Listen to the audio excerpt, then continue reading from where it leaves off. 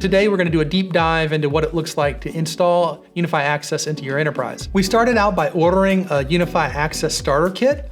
That starter kit comes with the Unifi Access Hub, the Unifi Access Reader Lite, Unifi Access Reader Pro, and 20 access cards.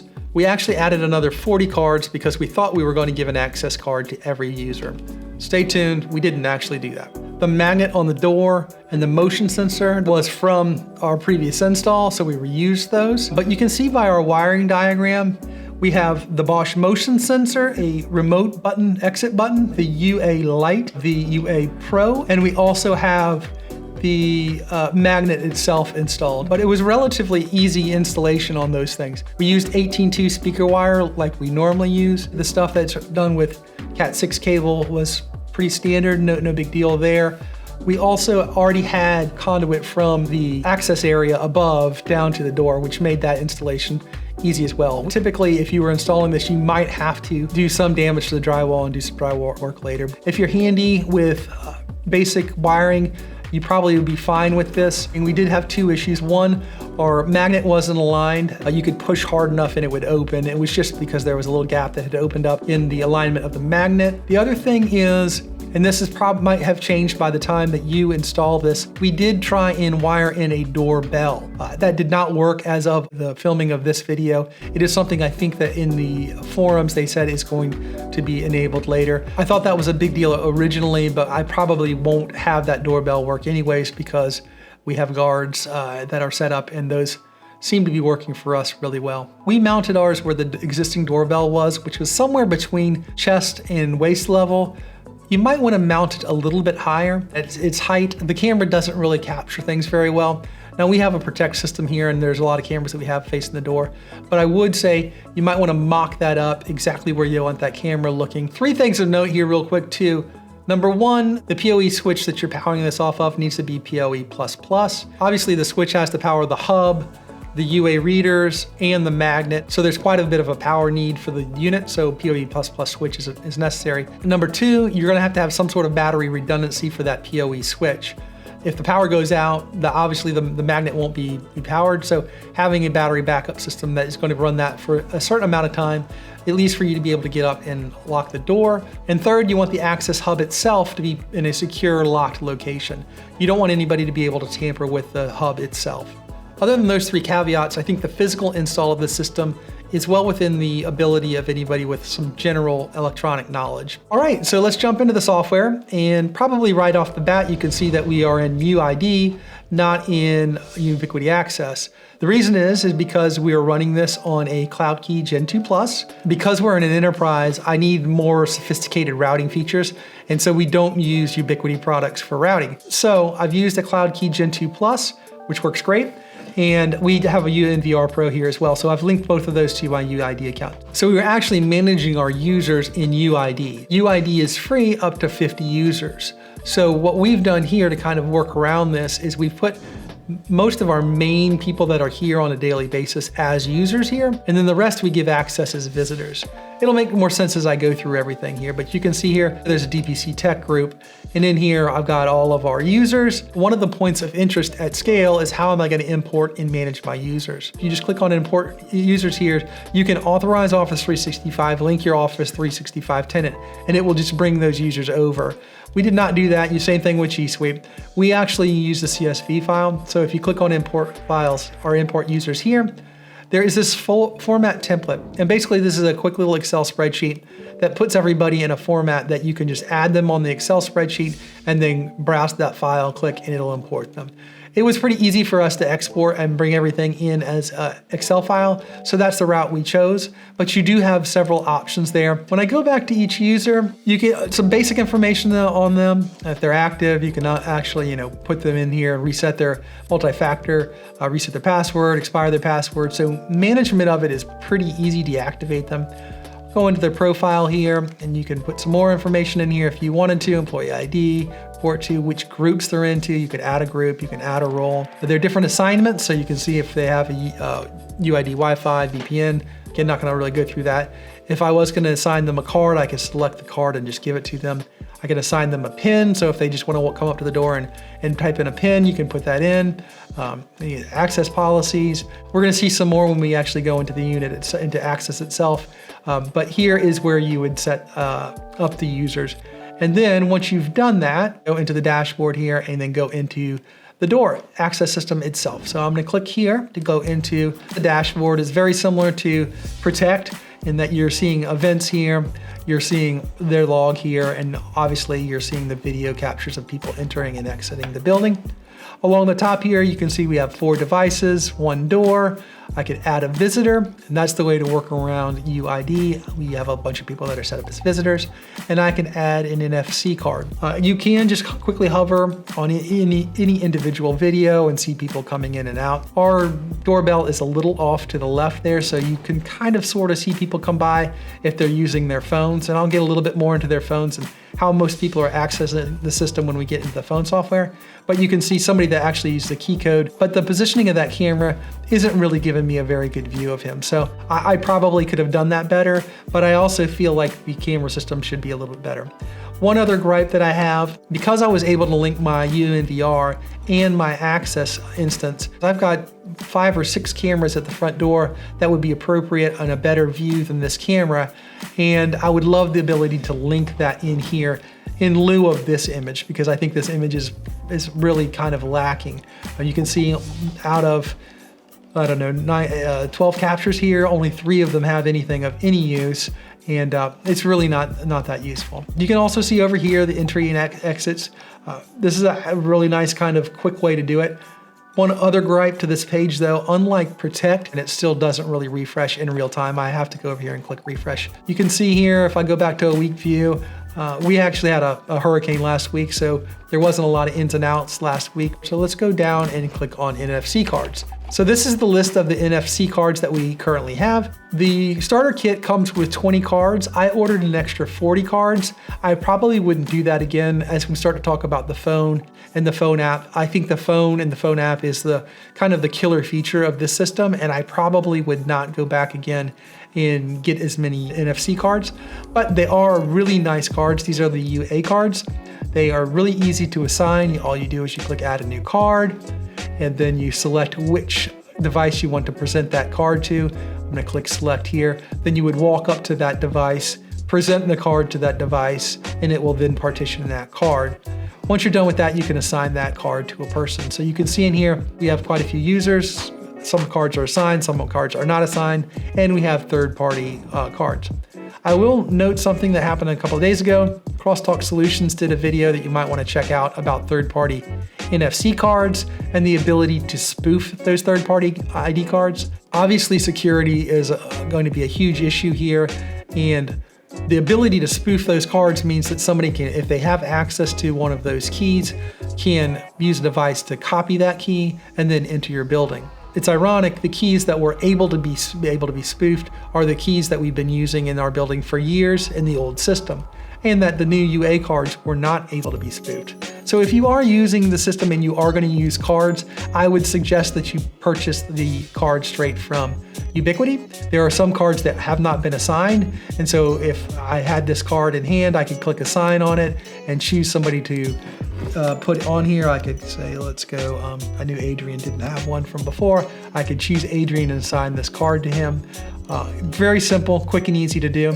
If the card is assigned, I can unassign the card. I mean, if I want to reuse this card for another person, I can click unassign for it and assign it to somebody else.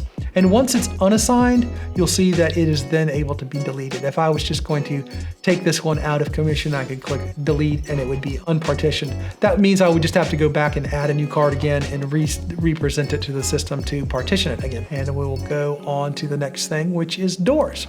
So this is our main door here. We are actually going to add a second door. We've always had a second door in the system. For now, we just did the front door. We will do the back door. Basically, this is showing your UA Pro reader and that it's on, and then that it is accepting NFC cards, your phone pressing the button, your phone being presented to the reader, your phone being shaken, or a key pin.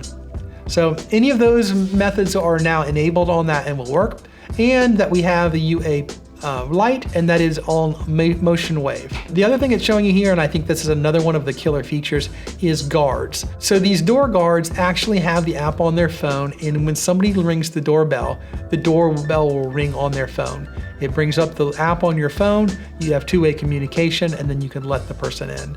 So you're able to assign those in here, which is pretty awesome. So I'm gonna click on edit here. You could do a preview of the door. I could unlock the door from here. It's showing me who is a door guard.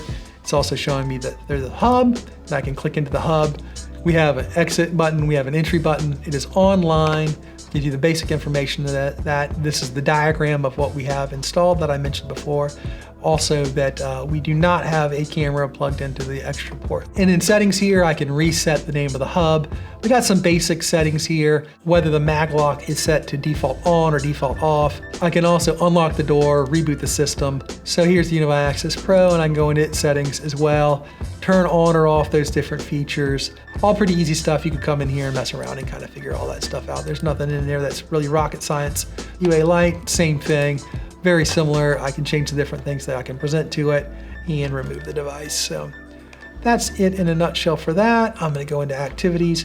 This is another place you can look at activities. There are quite a few different places the activities are logged. This is probably not the one that I would come to, but it's a spot where you can see it. I could look at the policies, different vacation day policies, unlock schedules, basically alerting schedules, that kind of stuff.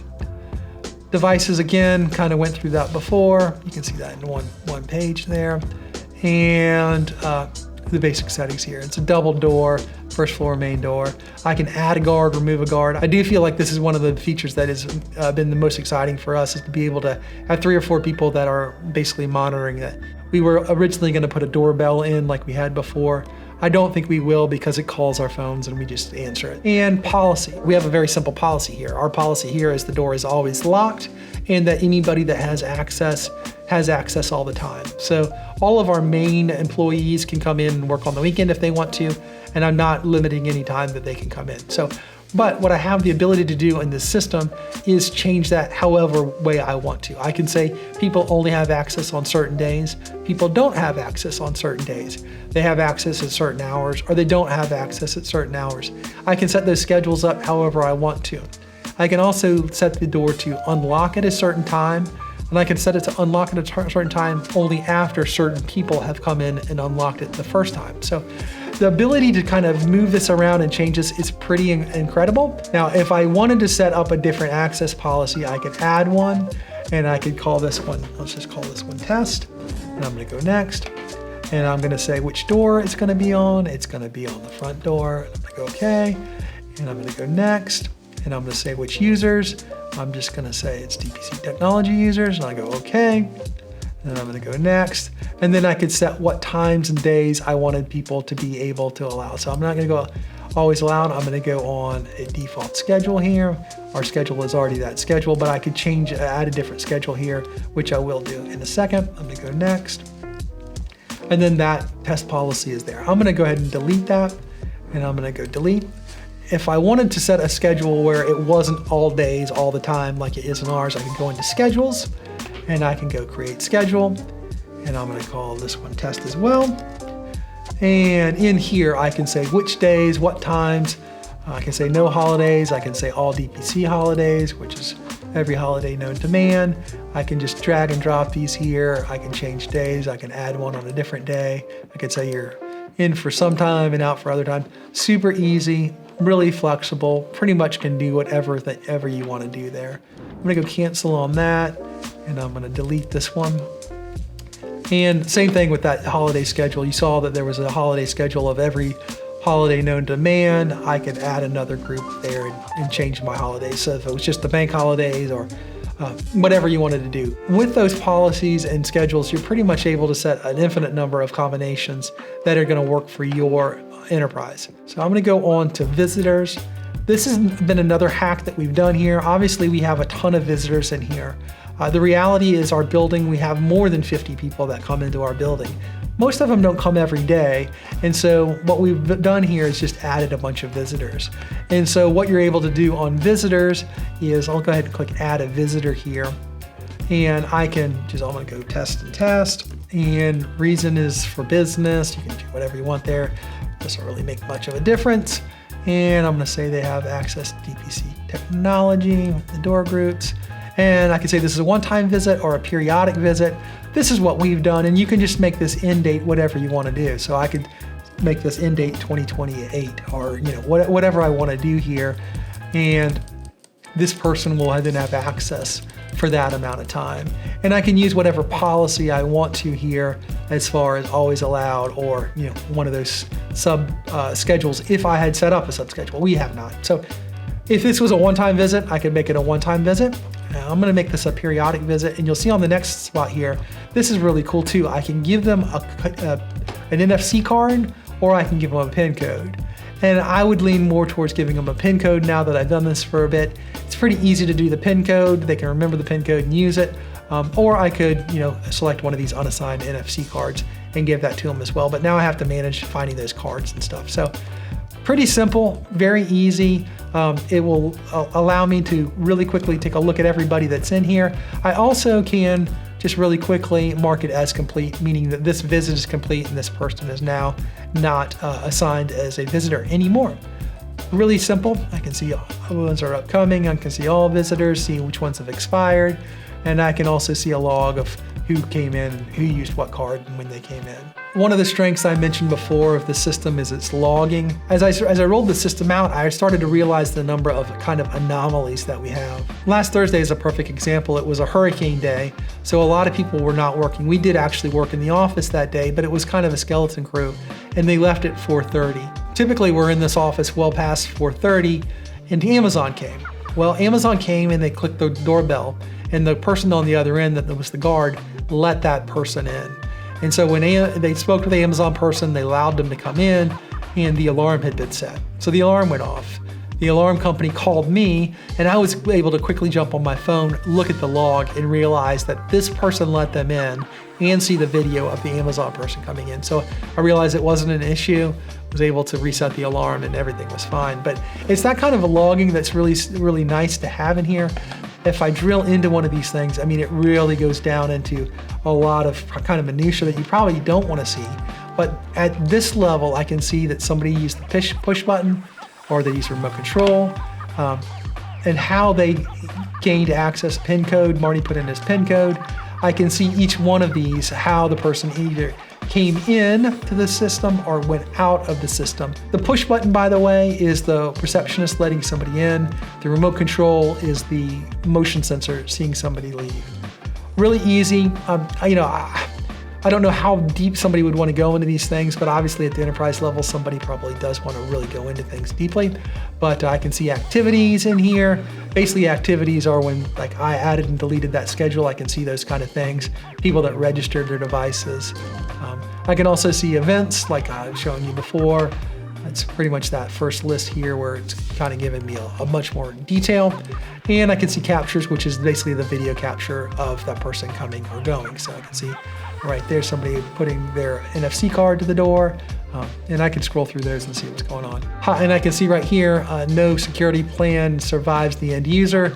This is not Marty Cortinas. This is Marty's niece using the PIN code. So I can see that Marty shared his PIN code with his niece. Busted. Pretty interesting. You can pretty much find anything that you need as far as I can tell. I don't need any more advanced auditing than we have here. So with that, I'm going to go ahead and jump into the phone part of this system, which is one of the things that excites me the most, the ability for people to use their cell phones to let themselves in and out of the building. All right, I'm going to show you here what I think is really one of the killer features of the Unifi Access system, and that's the ability for the users to just use their cell phone and NFC or Bluetooth to either shake their phone when they get near the reader or to present it to the reader and enter the door. There are so many different apps for Unifi. You can see on my phone I've got 4 or 5 Unifi apps at this point, which is really kind of ridiculous. But this is the app that's just called UI. If you just look up Ubiquiti and click the one that says UI, it'll install this. And then it's gonna ask you to enter your workspace. Should be verifying me. So I'm verified. And so now, with that simple login and verification, I'm going to be able to use my phone to log in. I'm gonna click allow, and I'm gonna allow it to know what precise application when using the app. It's got location, Bluetooth scan and connect, precise location and Bluetooth all enabled. And there we go. So now I'm able to go in and log in with my phone at the door. All I have to do is present my phone to the door and it's gonna work. Like you saw before, you can shake the phone and not be in proximity, or you can actually present it to the door. It really is as simple as that. We were able to deploy this to 40 or 50 people and really not have any questions or comments as far as how to install it. And this in combination with their key code for the door, we really have had very little technical support issues or people not being able to use the system. Okay, so now I'm gonna show you what it looks like when somebody calls you on your phone. Just really quickly before I do that, Sam's out front, but if I click on door now, there are no doors nearby. It's because I'm not by the front door anymore.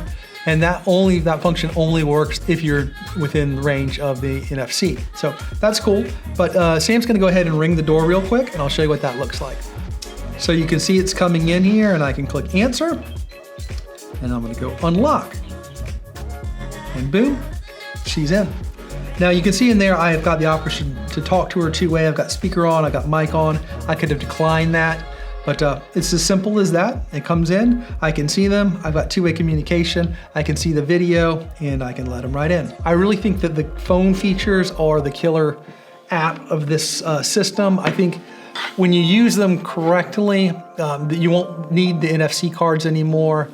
The PIN is awesome as a backup. So between the phone and the PIN, I think anybody under 40 years old is definitely going to want to use those systems rather than using a key or a remote access card. The reality is this review took me several months, and if you've noticed, like, probably the scene has changed a little bit here and there. But the reason it's taken that long is there's a lot to this. There are a lot of things about the system that I think are really awesome, and there are some things about this system that kind of still leave me scratching my head. And I wanted to do a thorough job, and every time I kind of dug a little deeper, I found a feature here or another thing there that I wanted to go back and re-record. The long and short of it is, who is this system for? And much like a ton of Ubiquiti products, I'm still a little confused. First of all, I really like the interface. I like the UI. I think the system overall works really well. I said it several times in the video, I think the killer app of this is the phone app. And that is really, truly gracefully integrated with the system. Also, as an administrator of the system, you can keep your phone near you. If the phone rings, you can see the person, you can two-way communicate with them and let them in the door. Those are incredible features. Secondly, I think the administration of big groups of users, of groups of people that have different accesses, I think that is really well done in this system. Here's where I have some questions about this system. I think that somebody with technical skill and a little bit of Ubiquiti knowledge, and they own the building, I think this is a good setup. So if it's something you want to do in your own particular office or home, I certainly wouldn't stop you from doing this. But at the enterprise level, I have some serious questions about who is going to install this.